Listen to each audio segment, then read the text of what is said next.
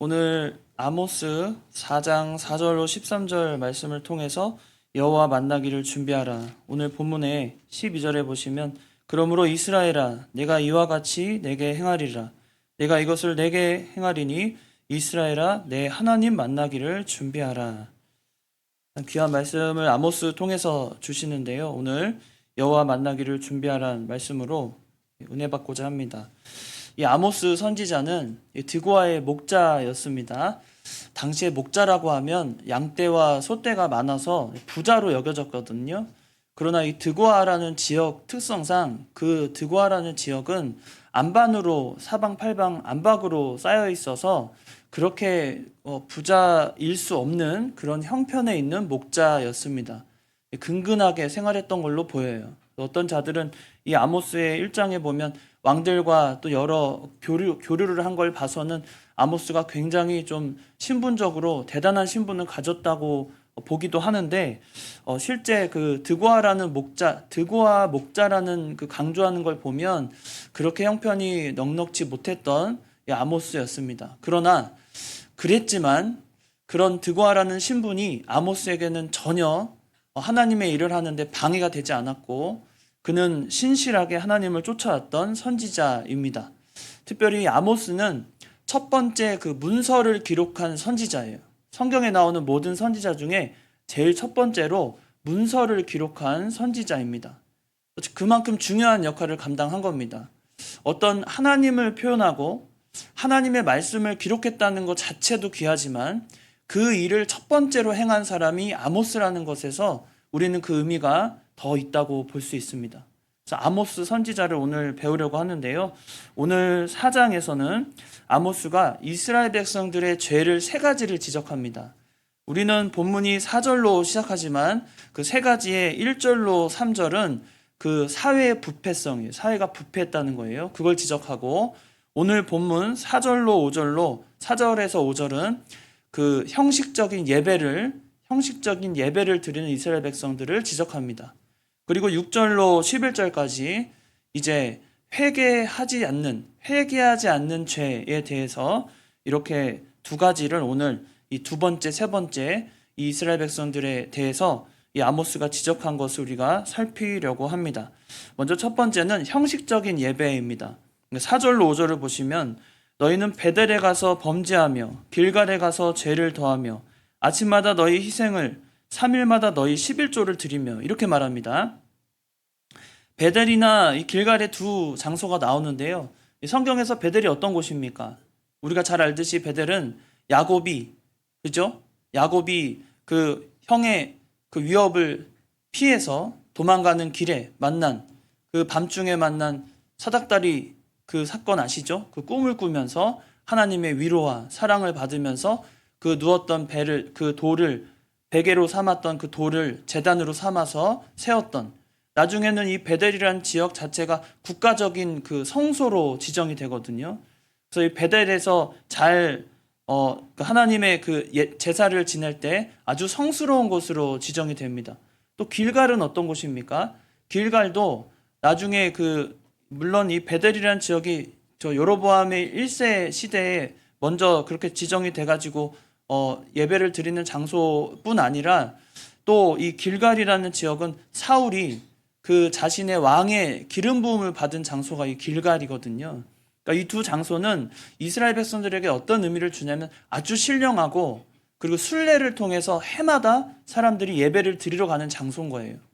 그러니까 베델 아니면 길갈로 가서 예배를 드리고 또 길갈에 갔던 사람이 베델로도 가서 예배를 드리면서 하나님의 신령한 예배를 드린다고 자부하고 나 이번 올해 내가 베델 다녀왔다 이렇게 말할 정도로 아주 기념비적인 장소였습니다.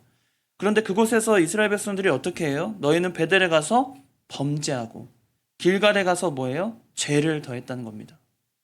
그러니까 하나님이 정하시고 하나님이 예정하신 그 지역 너무나 의미가 있고 나중에 이 창세기 35장 5절로 끝절까지 보면은 이 야곱이 베델에서의 하나님을 만나는 장면 후에 이 베델에서 이제 그 숫곳이죠. 숫곳으로 넘어오게 됐는데 거기서 누구를 만납니까? 야복강 나루를 통해서 바로 자기의 형을 만나기 직전에 그 야복강 나루에서 기도하지 않습니까?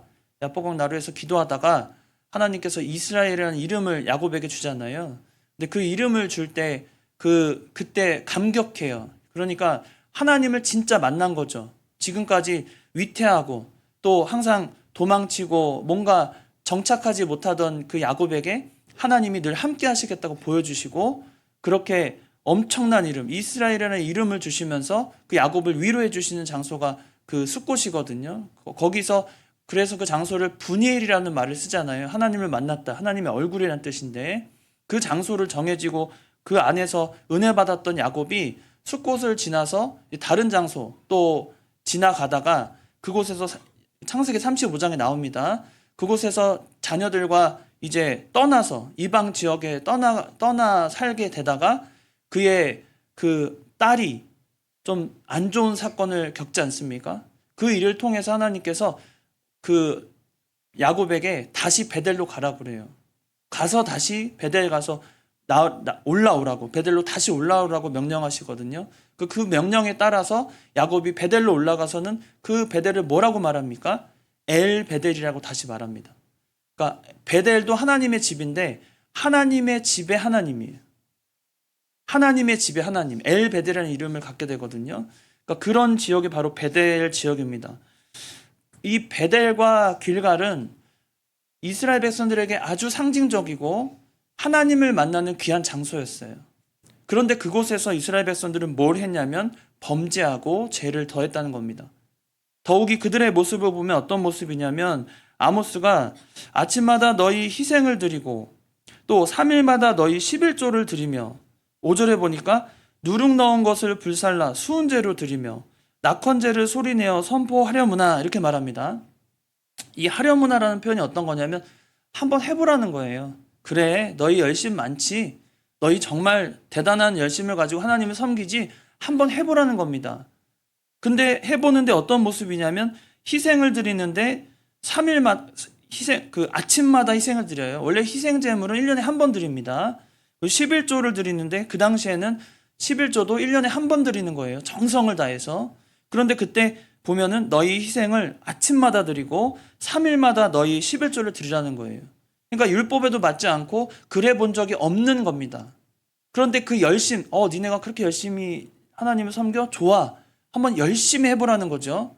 그러나 이 말의 뜻은 무엇입니까? 베델에서 범죄하고 길갈에서 죄를 더하는 너희가 드리는 그 예배가 하나님이 기뻐하신 예배라는 뜻이에요. 너희의 열심으로 드리는 예배는 하나님이 기뻐하시는 예배가 아니라는 겁니다. 더욱이 너희가 드리는 예배 가운데 5절에 보니까 누룩 넣은 것을 불살라 수은제로 드립니다. 이 누룩을 넣었다는 것은 당시에 제사를 지낼 때 누룩 없는 빵을 가지고 드렸거든요. 근데 누룩을 넣었다는 것은 뭐예요? 그만큼 정성도 없이 신경도 안 쓰고 그저 하나님 앞에 드리는 그 행위, 겉으로 보여지는 형식적인 예배로 하나님께 내가 기뻐하는 예배만 드렸다는 거예요. 뒤에 보면 5절 끝에 중간에 보면 이것이 너희가 기뻐하는 바니라 그랬죠? 그러니까 하나님께 드리는 예배가 사람이 기뻐하는 예배가 됐다는 거예요. 누룩을 넣어도 거르지 않고 그걸 가지고 수은제를 드립니다. 이 수은제는 하나님께 감사해서 드리는 예배거든요. 감사해서 드리는 제사예요. 그런데 이 수은제가 특별히 구원과 하나님이 베푸신 은혜를 생각해서 감사하는 마음으로 드리는 제사인데 그걸 수은제라고 말합니다. 일종의 화목제 중에 하나예요. 근데 그 수은제를 드릴 때 누룩을 넣은 걸 드린 거예요. 그러니까 하나님이 거룩하게 여기지 않는 방식도 잘못됐고 자기 그냥 있는 거 대충 드린다는 겁니다. 그런 예배를 이 이스라엘 백성들이 드렸다는 거예요. 또 뒤에 보면 낙헌제가 나옵니다. 이 낙헌제는 그 예배 드리는 그 제사 중에서 가장 엄숙하고 가장 그 성대하게 드리는 제사예요. 낙헌제. 그러니까 이 낙헌제를 드릴 때는 보통 어떻게 하냐면 야 모든 백성아 이 자리에 모여라. 내가 오늘 하나님 앞에 낙헌제를 드린다. 선언을 하는 거예요. 모두를 불러가지고 모두가 하나님 앞에 예배드리자고 공포하고 미리 공포하고 그러니까 미리 공지하는 거죠. 언제 낙헌제를 드린다고 공포하고 사람들을 모아서 성대하고 아주 크게 드리는 그리고 엄숙하면서 대단히 큰 제단을 들여서 드리는 제사가 이 낙헌제입니다. 그런데 이 낙헌제를 어떻게 드리냐면 소리를 내어 선포하려무나 이렇게 말합니다. 그래 니네 지를 수 있는 소리대로 다 질러라. 너희의 함성을 한번 들어보자. 너가 원하는 대로, 너가 기뻐하는 대로 한번 예배를 드려봐라. 이렇게 말하는 겁니다.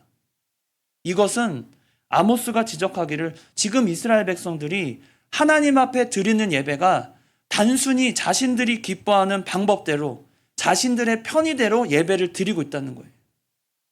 내 편의대로, 내가 원하는 대로, 내 방식대로 거기에 누룩이 들어가든 말든 상관없고 그저 나는 열심으로 예배 드리면 그것을 하나님이 기뻐한다고 여긴다는 겁니다. 이 아모스가 지적하는 이 사회적인 부패뿐 아니라 이 예배가 형식적인 예배가 된 것을 우리는 지금 이 시대에 여전히 묵다하고 있어요. 우리의 예배는 하나님 앞에 드려지는 예배가 돼야 할 것입니다. 우리는 예배를 왜 드립니까? 예배는 하나님이 기뻐하시기 때문에 우리가 드려야 마땅하지만 그보다 가장 근본적이고 본질적인 이유는 하나님과 만나는 거예요. 여러분, 예배는 하나님과 만나는 자리입니다. 내가 기쁘고 내가 하나님 앞에 뭔가 보여드렸다는 만족감이 아니라 성취가 아니고요. 가르침을 받는 자리도 사실은 아닙니다. 우리가 하나님 앞에 예배 드릴 때 가르침을 받아서 좋았다? 그건 예배 잘못 드린 거예요. 우리는 하나님이 기뻐하신 예배를 드려야 하는데 아까 야곱이 베델에서 만났던 하나님 있잖아요. 그 하나님을 만날 때 그가 느꼈던 예배의 본질은 내 영혼이 새로워지고 내 인격이 변화될 걸 바라보는 거예요. 내가 사실은 속이는 자였고 야곱이 그렇잖아요. 내가 완전히 속이는 자였고 형의 그 축복을 자기가 가로챘어요. 자기의 본질적으로 문제가 있는 것을 완전히 뒤바꾸고 내가 새로운 사람이 될 거라고 기대하면서 드리는 것이 예배여야 된다는 겁니다. 우리의 지금 예배를 보세요. 우리가 예배를 드리면서 어떤 기대감을 가지고 어떤 소망을 가지고 예배에 참여하십니까? 예배를 통해 내가 내 인생이 변화되고 내 인격이 달라지는 것을 기대하면서 예배에 참여해야 된다는 거예요. 단순히 가르침이 아니고, 왜냐하면 우리가 지금 하나님을 대면하는 거거든요. 하나님을 만나는 자리이기 때문에 우리의 예배는 결코 이들과 같이 아무리 11조를 3일마다 11조를 드리는 정성 얼마나 대단합니까? 근데 어찌 보면 이 본문을 읽으면서 제가 어떤 생각이 들었냐면 처음 아모스가 지적하는 이 죄에 대해서 이스라엘 백성들이 짓는 죄에 대해서 형식적인 예배라도 저렇게 열심히 해보겠다는 거예요. 형식적인 예배라도. 그런데 우리는 형식적인 예배에도 열심이 없어요. 그게 형식적인 예배임에도 불구하고 그런 열심도 내지 못하는 굉장히 무감각한 시대 속에서 예배를 드리고 있다는 겁니다. 여러분, 우리가 예배 드릴 때 하나님을 만난다는 생각으로 예배 드리면 우리가 결코 하나님 앞에 형식적이지 않아야 함을 우린 본능적으로 알아야 돼요. 예배 드릴 때. 하나님의 말씀이 있고 찬양이 있고 내가 찬양대로 서고 내가 어떤 봉사자에 있고 내가 어떤 지위를 가지고 내가 어떤 직분을 가지고 예배 드리니까 하나님이 기뻐하시겠다는 마음으로 예배 드리시겠지만 그 마음에는 이 정도 하면 내가 예배 드렸으니까 하나님이 기뻐하시겠지. 나의 착각에서 벗어나서 진정으로 하나님을 만나는 예배를 여러분 드리시기 바랍니다. 예배 가운데도요. 우리의 성도의 마음속에는 하나님보다 세상을 생각할 때가 너무 많아요. 예배 중인데 말씀을 선포하고 있는 중인데도 내 마음속에서는 세상의 일정과 모든 그런 근심과 세상이 주는 그런 많은 것들이 나를 사로잡고 내 생각을 올가매고 조여옵니다. 예배 끝나면 내가 뭐 해야지. 오늘 하루 예배 10시부터 11시부터 12시 예배 드리고 점심 먹고 오후에 뭐 하고 이미 일정이 다 있는 거예요. 어찌 보면 예배가 우리 하루 일과 중에 어떤 한 시간을 드려지는 시간이 아니라 우리는 그 시간이 내 인생에서 다시는 돌아올 수 없는 그 순간일 뿐 아니라 내 인생이 이 예배를 통해서 변화받고 달라질 수 있다는 기대를 가지고 예배의 자리에 나와야 한다는 거예요. 여러분, 이게 진정입니다. 신령과 진정이라고 말할 때 우리는 이 순간에 지금 예배드린 이 순간에 하나님을 만나는 거예요. 말씀을 통해. 하나님이 나와 대화하시고 나와 긴밀하게 교제할 수 있는 최고의 시간이 이 예배 시간이라는 겁니다. 우리가 그런 예배 드려야 돼요. 여러분, 뜨거웠던 예배 시간이 언제였습니까? 가물가물하십니까 혹시? 기억 속에 내가 하나님을 만나면서 눈물을 쏟고 기쁨이 넘쳤던 그 예배 순간이 도대체 언제였습니까? 내가 직분을 바라면서 혹여나 내가 권사직을 받는 그때의 그 찰나의 기쁨이요? 아니면 내 아이 갖지 못한 내 아이가 태어나기를 바라면서 그 간절한 마음을 가지고 하나님께 매달렸던 그 순간의 예배, 그때 기억을 하십니까? 내 가족 중에 누군가가 아파서 그를 위해서 간구하고 하나님 앞에 부르짖었던 그 기도의 순간을, 그 예배 시간을 우리가 몸소 기억하는 그때만을 예배라고 생각하십니까? 우리가 어쩌면 세월이 지날수록 형식적인 예배를 자꾸만 우리의 의식을 변화시키고 우리 생각을 새롭게 만들 수 있는 예배의 자리에 나오지 못하고 의식에 빠져서 형식적인 예배 가운데 우리가 이미 젖어들어 있고 우리가 거기에 익숙해져 버린 것이 아닐지 우리 자신을 살펴야 할 것입니다. 여러분, 우린 진정과 신령으로 예배 드려야 합니다. 하나님을 만나는 귀한 시간이 우리에게 진정한 예배가 될 수 있도록 지금은 이 순간이 하나님의 말씀을 듣는 이 순간을 통해 하나님이 나에게 어떤 큰 역사가 일어날지 분명히 언약의 갱신이 이루어지는 이 시간인데 이 순간을 내가 놓치지 않고 하나님과의 약속을 다시 한번 상기하고 내 마음속에 새길 수 있는 그런 시간이 돼야 할 것입니다. 형식적으로 아무리 11조를 3일마다 드린다고 하고 매일 아침마다 희생을 하나님 앞에 드린다고 해도 그것은 누구를 만족하는 거예요? 나를 만족하는 거예요.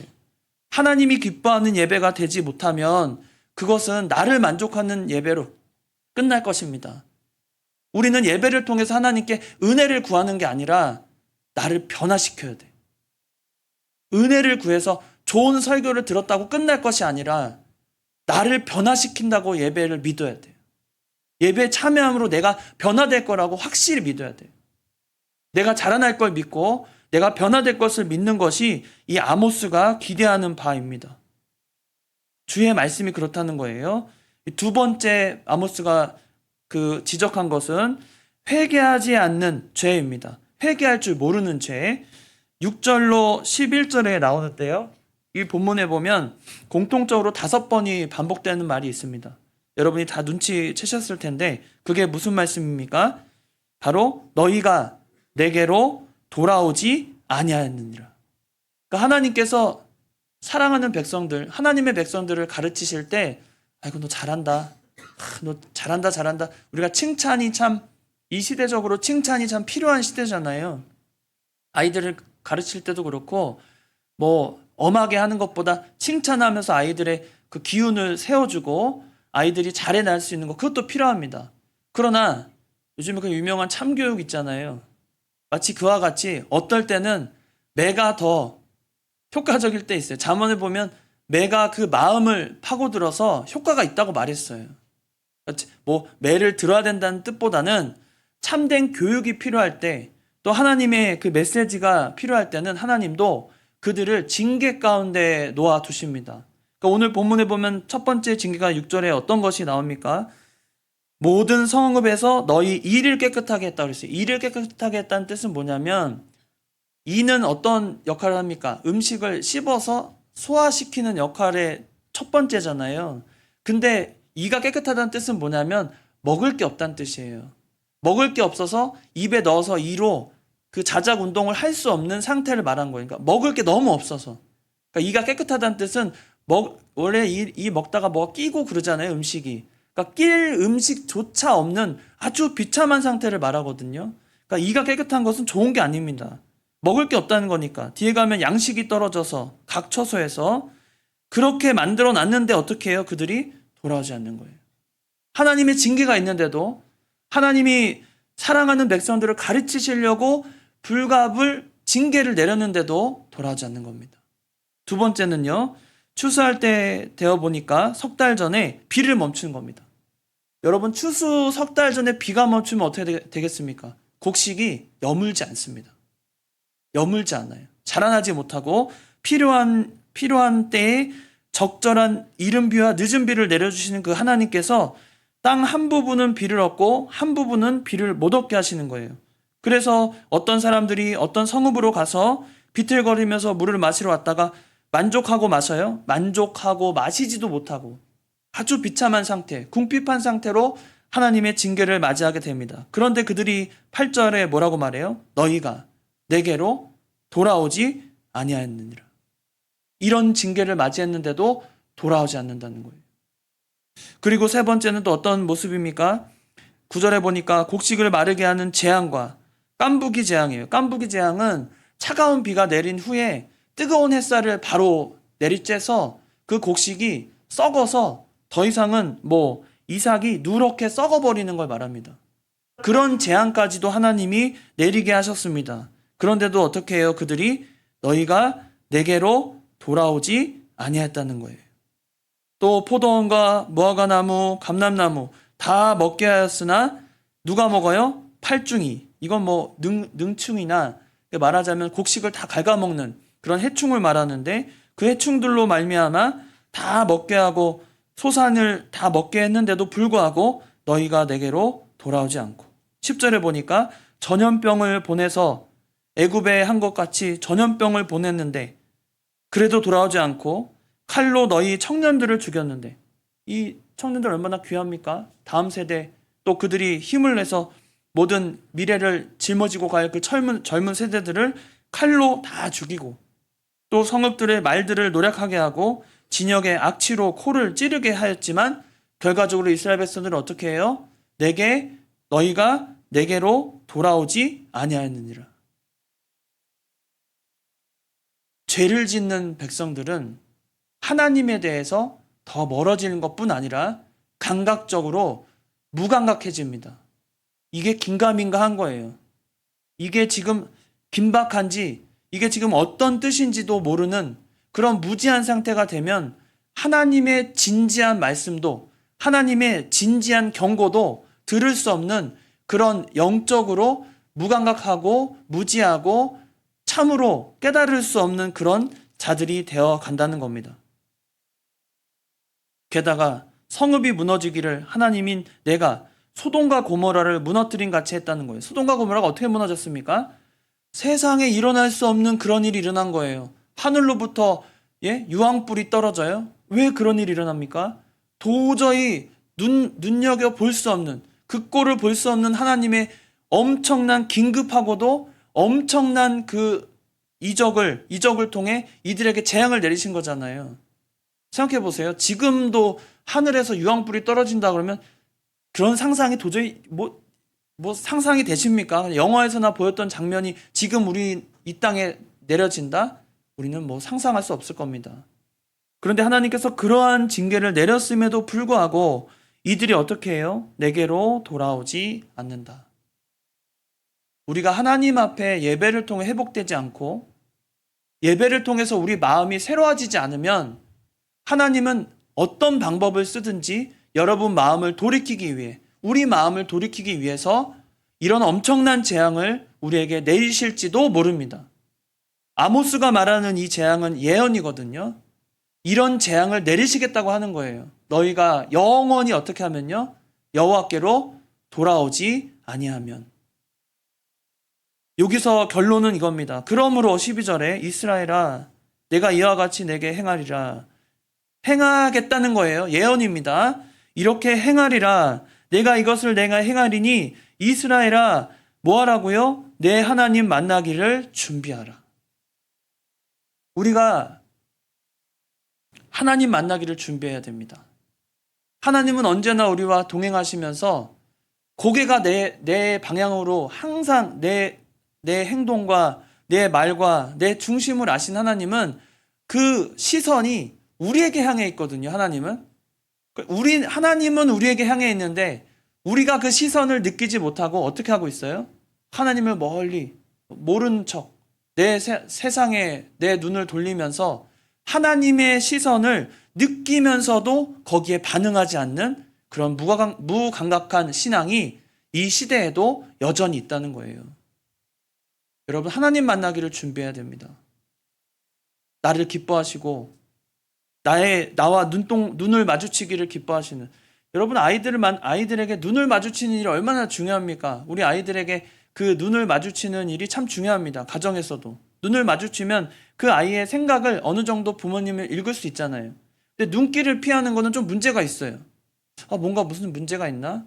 말하지 못하는 어떤 고민이 있나? 그래서 눈빛을 피하는 것이 좋은 건 아닙니다. 우리가 하나님을 만나야 할 때 하나님을 여러분이 정말 만나셔야 돼요. 말씀을 통해서, 또 하나님이 우리에게 주시는 그 기회를 통해서 여러분은 변함없이 하나님을 만나시기 바랍니다. 진정한 예배를 통해서, 또 내 마음이 강팍해져서 하나님이 그렇게 나에게 경고하시는데도 불구하고 그 경고가 경고로 느껴지지 않는다면 내가 지금 어떤 상태에 있는 거예요? 하나님 앞에 돌아올 수 없는 상태에 있는 거예요.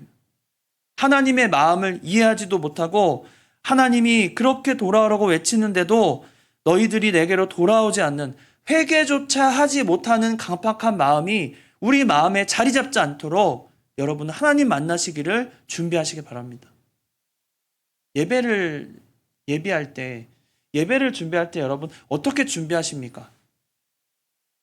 하나님을 만나는 가장 크고 성대한 축제가 이 예배 시간에 벌어지는데, 이 예배를 준비할 때 여러분 어떤 마음으로 준비해 오십니까?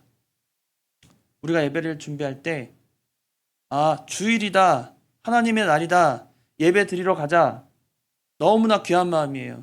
근데 그 마음에 한 가지 더, 그 이상 여러분은 성장하길 바라기 때문에 한 가지 더 마음을 가지시기 바랍니다. 이 시간에 내가 나를 사랑하시는 하나님을 만나는구나. 나를 알고 나를 변화시킬 하나님을 만나는구나. 그런 마음을 우리가 갖고 하나님 만나기를 준비하시기 바랍니다. 우리가 준비한 만큼 하나님은 은혜를 주실 것이고 그 안에서 하나님이 역사하실 것이고, 우리가 깨닫지 못하는 그런 모든 부분 가운데 하나님은 나를 이끄시고 인도하실 줄 믿어야 할 것입니다. 우리 인생에요, 여러분, 찰나를 우리가 다 조정하고 통제할 수 있다고 믿으시면 안 돼요. 내 생각대로 세상이 흘러가고 내 생각대로 내 하루가 지나갈 거라고 생각하시면 안 돼요. 우리는 모든 찰나에 하나님의 은혜가 없으면 살 수 없고, 모든 찰나에 하나님을 만나고 하나님을 의지하지 않으면 살 수 없는 존재임을 늘 고백해야 됩니다.